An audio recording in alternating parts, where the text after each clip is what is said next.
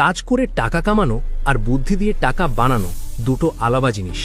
কাজ করলে আপনি একবার টাকা পাবেন, আর বুদ্ধি দিয়ে টাকা বানালে আপনি সারা জীবন ইনকাম পাবেন। আপনি ভাববেন এটা কি সম্ভব? আমি বলবো সম্ভব।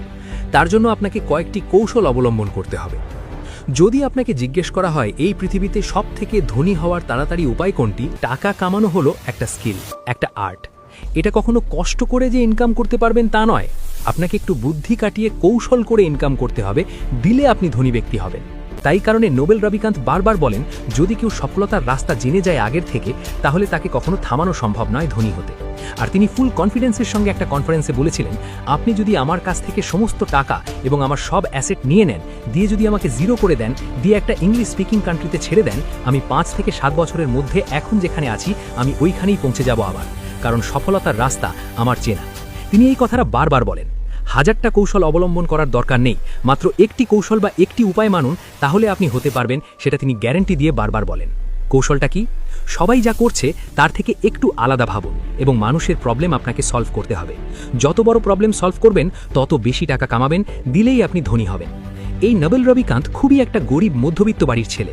অনিশ্চিত একটা জীবনকে তিনি সাফল্যে মুড়িয়ে দেন, চরম উচ্চতায় পৌঁছে যান। এই নোবেল বলেন যে কেউ ধনী হতে পারে, কেবল তাকে কিছু প্রিন্সিপাল মেনে চলতে হবে। এই প্রিন্সিপালের মধ্যে সবথেকে আমার ফেভারিট, যেটা আমি নোবেল রবিকান্তকে স্টাডি করে বুঝতে পেরেছি, তিনি 3টি জাপানিজ পদ্ধতি মেনে চলেন। কেন জাপানিজ পদ্ধতি মেনে চলেন আমি বলবো। কারণ জাপানিজরা দেখবেন আমাদের থেকে অনেক কদম এগিয়ে থাকে। তার কারণ তারা নিজে সব সময়কে ডেভেলপ করে এবং কয়েকটা জিনিস মেনে চলে। নাম্বার 1 প্রিন্সিপাল, জাপানিজরা যেটা ভাবে ওটা সবসময় নোট ডাউন করে রাখে। যেটা আপনার মাথায় ভাবনা আসছে, সেটা যদি আপনি লিখে ফেলেন, তাহলে আপনার মাথায় সাবকনশিয়াস মাইন্ডে ওটা স্টোরেজ হয়ে থাকলো। যদি আপনি ভাবেন, তাহলে আপনি কালকে ভুলে যেতে পারেন, কিন্তু যদি যে ভাবনাটা আপনি লিখে ফেলেন, তাহলে আপনি ওটা মনে রাখবেনই।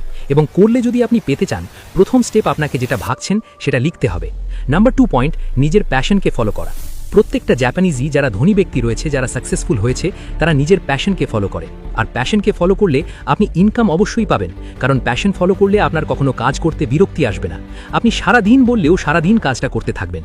আর ওখান থেকে যদি আপনি ইনকাম জেনারেট করতে পারেন, তাহলে আপনি সাকসেসফুল বা ধনী ব্যক্তি হবেনই। তাই কারণে যে কাজটা আপনি করতে ভালোবাসেন, সেই কাজটা থেকে কি করে ইনকাম করা যায় সেটা আপনি ভাবুন। তার জন্য একটু হলেও আপনি লেখালেখি করে, যেটা নাম্বার 1 পয়েন্টে বললাম, দিলে দেখবেন অটোমেটিক্যালি আপনি আপনার জীবনে অনেক পরিবর্তন দেখতে পাচ্ছেন। আপনি আজ থেকেই লেখা শুরু করুন, 21 দিন দেখুন, তারপর আপনি এই ভিডিওর নিচে এসে কমেন্ট করবেন, হ্যাঁ পরিবর্তন হয়েছে আমার জীবনে।